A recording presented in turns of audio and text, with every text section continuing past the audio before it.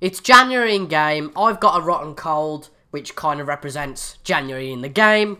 I've got a rotten cold. Once again, we've gone past the mid-season mark with Bournemouth, and it's time now for episode 5. So hello everyone and welcome to the Bournemouth career mode on Football Manager 2017. As you can clearly tell, I have got a bad cold, but I endeavoured to record this for you today. So if you could leave a like, that'd be brilliant, because obviously I've battled through. No, seriously, I just wanted to get this done, because I'm loving this save at the moment. I'm really looking forward to recording all these episodes and really enjoying recording them, which is brilliant. Now, we're on the 21st of January. When I left you last time, I believe... No, let's not do that. When I left you last time, we were playing West Brom and Newcastle at the end of the 2016 year.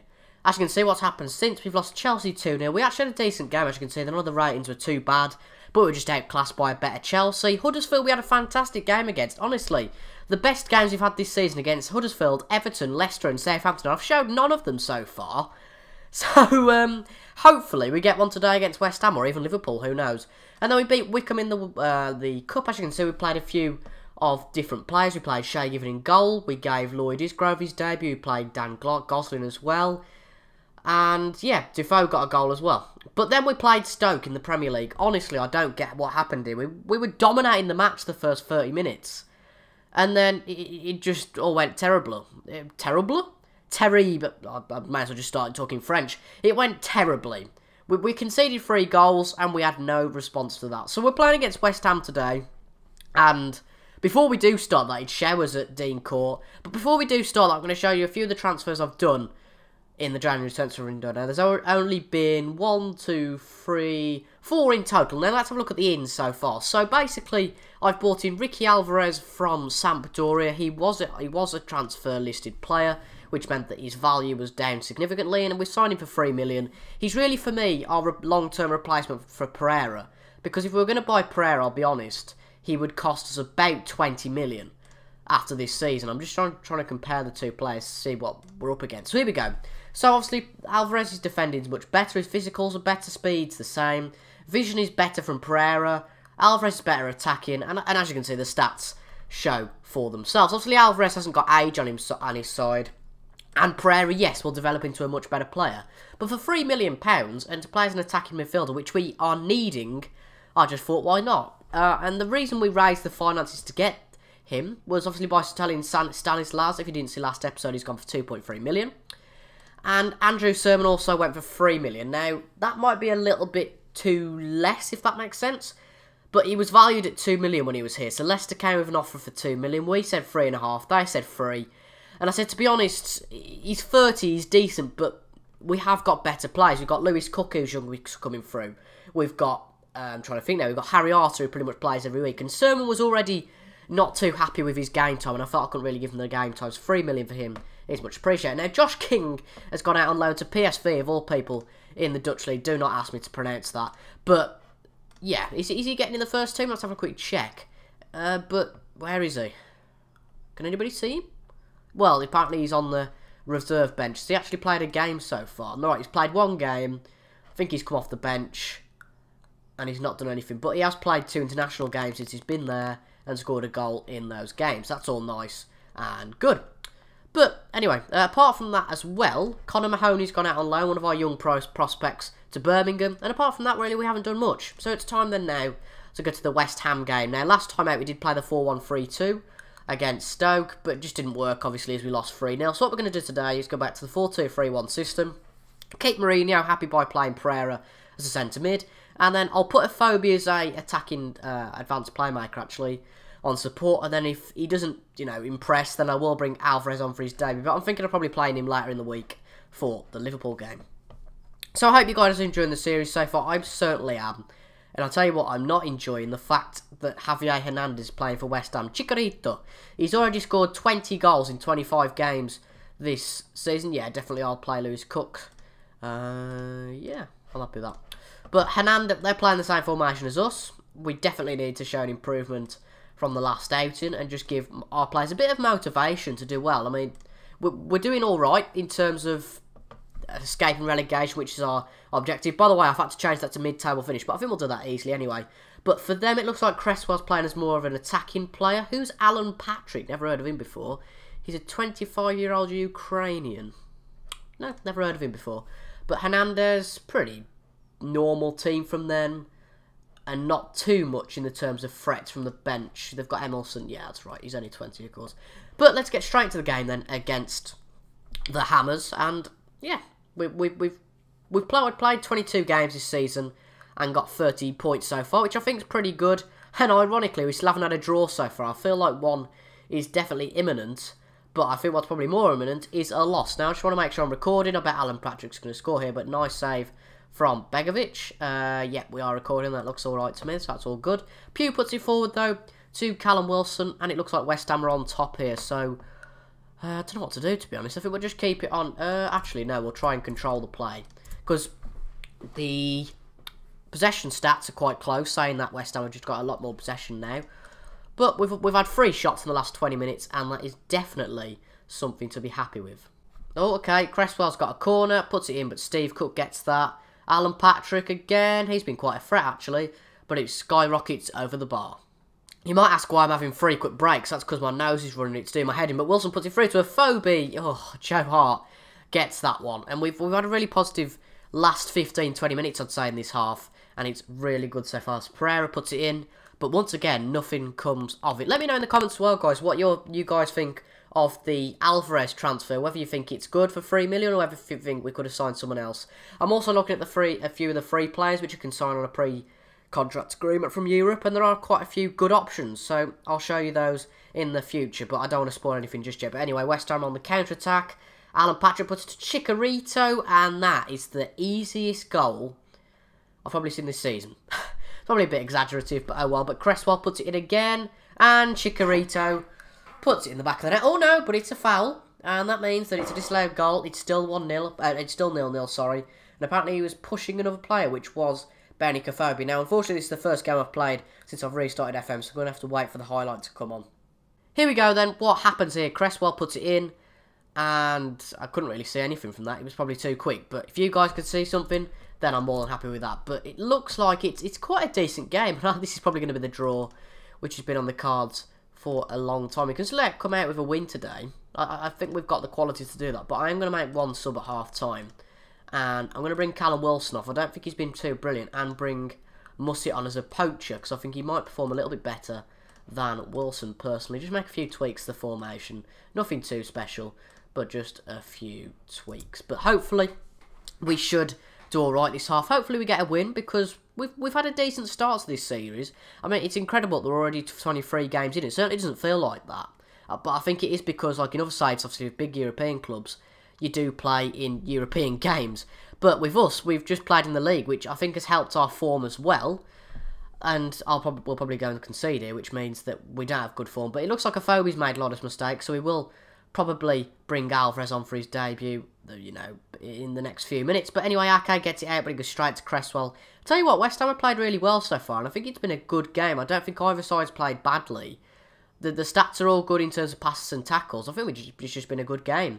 And West Ham are 10th in the table, so we're quite close to each other in the table, but Alan Patrick has a shot, but it is stopped. But Ricky Alvarez, then, is going to make his debut as an advanced playmaker. Going to give him all the support we need, and he appreciates the encouraging feedback. Come on, get a debut goal, and that'll make the Bournemouth faithful very, very happy. Of course, we've really got an English bias, I think I'd say, at the moment. A lot of our players are English, so to bring a foreign player into this sort of club is controversial. In fact, apart from we've got Mussett, Pereira, and Begovic, apart from Alvarez, that are foreign. I mean, we've got a lot of British players, which I quite like. I think that's a good way to go forward. But I think I've got to accept foreign talent as well. I do apologise. It's been a bit of a bore draw. It actually hasn't been a bore draw though. I think it has been genuinely quite a decent game. We'll take Harry Arter off and bring Lewis Cook on for a runabout. See what he can do. He's obviously still recovering from that injury, and I think Harry Arter is still a better player. So it's better to play Arter permanently, pretty much, than playing Cook. But it looks like, honestly, it's going to go as a 0-0 draw. But hey, there's a highlight late on. I really hope we don't lose this. I'm sure West Ham are hoping the same thing. But Lanzini's got it. It's going to be a goal here, isn't it? Carrillo got the ball, put it in for Obiang. What about Sam Byron from Leeds? But Charlie Daniels gets that. Can he put it out for Music? No, it's a bit of a scrap, actually. But Ricky gets it, passes it to Alvarez. Now we've got Jordan Ibe on the wing. He needs to retain possession. What a stupid pass that was by Jordan Ibe under pressure. But that looks like it'll probably be the last action of the game. But Pereira's got a free kick. And it's gone over the bar. And it's all over at Dean Court. It was a brilliant game, actually. 31 shots all in all. And it just wasn't our day, I don't think, today. A 0-0 draw, the first draw of the series. And, I mean, you can say it's a clean sheet, but at the same token, we didn't score a goal. So that's a point against West Ham. Not the best result, but at the same time, not the worst result either. So, Ricky Alvarez makes a return. He did play for Sunderland a few years ago. I don't remember that. But he did play for Sunderland and was signed from Inter Milan for $8.5 million. And then went to Sampdoria on a free. So, obviously, he didn't play too well for Sunderland. Well, Sunderland haven't been brilliant in the last few years. But anyway, we're going to go, I think we are going to go to Anfield itself. Yeah, we are, for the FA Cup fourth round. We've got a pretty good run against Liverpool. We've played 2 games against them so far this year and won the 2 of them. And there's been a game home and away so far. So can we knock them out of both cups and go to Anfield and do that? So just before we do go to Anfield, I've skipped forward a few days just before we go to play Liverpool. And our new signing has apparently sustained a back strain during a weight session in training. So, I guess it's time for Pereira to go back to the attacking midfield position because he's out for at least 3 weeks after lifting weights.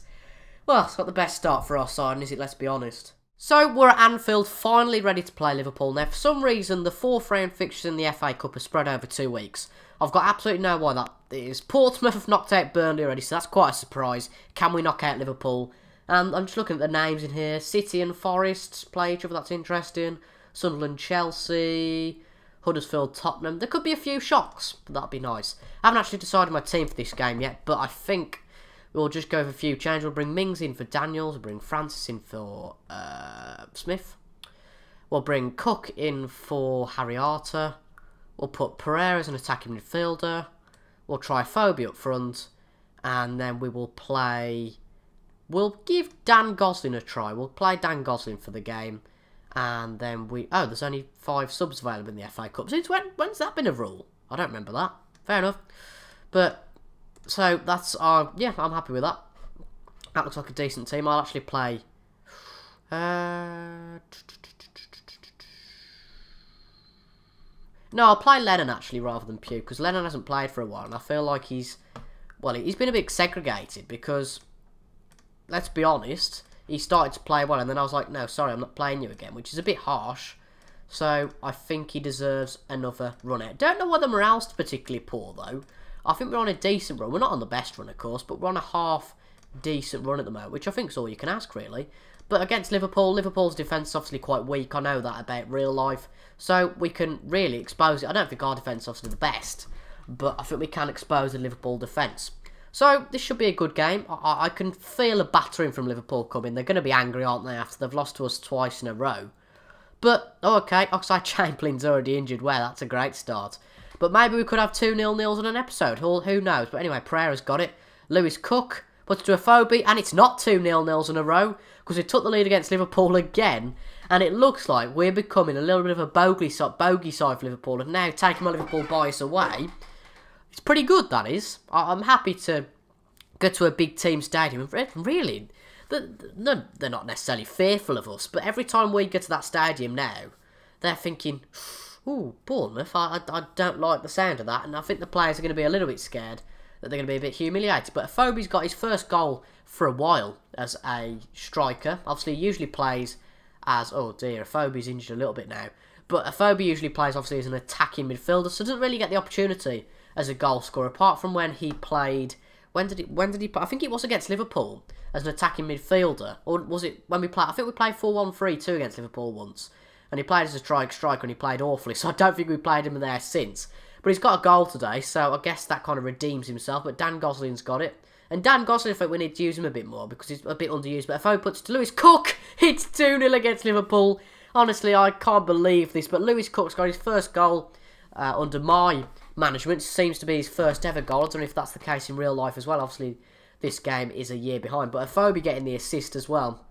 And Loris Karius just not doing enough there to attempt to save that. 3 minutes added time, though, at the Anfield. And honestly, I just apologise to Liverpool fans. I can imagine how angry they must feel at Klopp.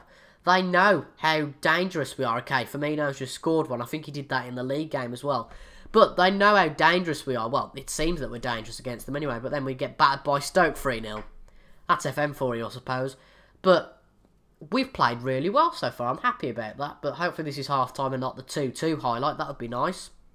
Phobie's got it, though. Phobie's still got it. Runs in the box. But Karius gets out. That should then be half-time. No? Yeah, that's half-time. Splendid. We played pretty well. And... oh, what? What's wrong with that? I don't think they were too brilliant, but they were good. Oh, well. Right. Pereira's got to come off, hasn't he? So, unfortunately, Phobie's got to come off.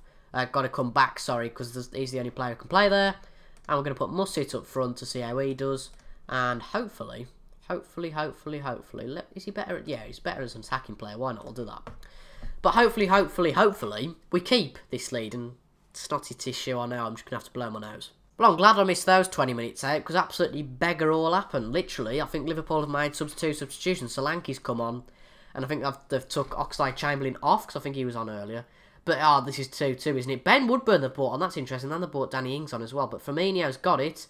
Firmino, Rabiot, Moreno, put it in to Solanke, but Begovic gets that. I'll tell you what is weird. I don't quite get because obviously I'm a Liverpool fan. I don't get our signing of Solanke. I mean, don't get me wrong, he's a decent player, but from what I'm seeing, he's no Rashford. So basically what I'm saying is he's not the solution to our striker problems at current. But anyway, that's for another video another time, because they're through on goal, it seems now. Firmino puts to Danny Ings, Woodburn, but Begovic saves. That's a decent save once again. Begovic has been really good on it this season. I don't think the defence has been that bad either.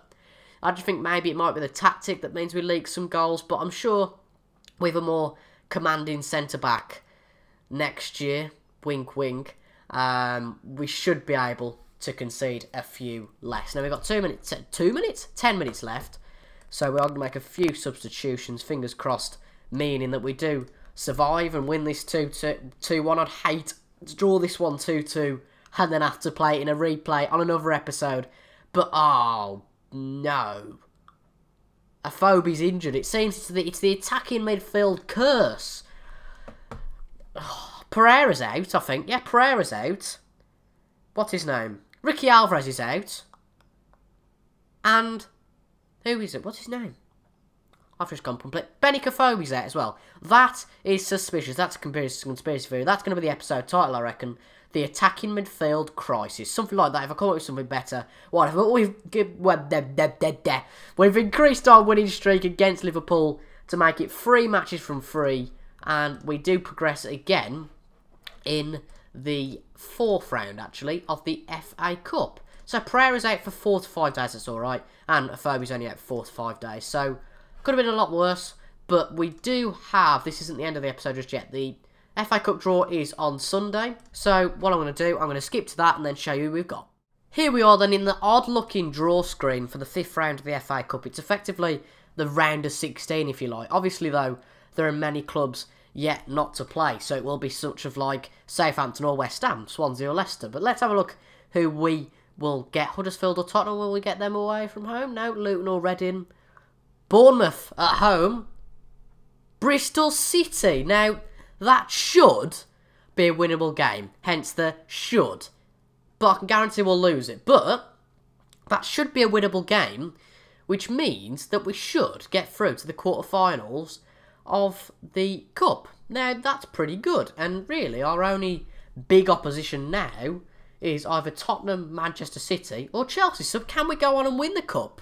Let me know down in the comments. I'd obviously love to have a Cup run, especially in the FA Cup. And let me know if that's something that you think we can do. But anyway, if you have enjoyed that episode, make sure to leave a like, comment, and subscribe to the channel if you want to, even though I've got a rotten cold. That will go in the future. My voice will sound a little bit better in the future. But anyway, thank you very much for watching, and I'll see you for episode 6. Goodbye.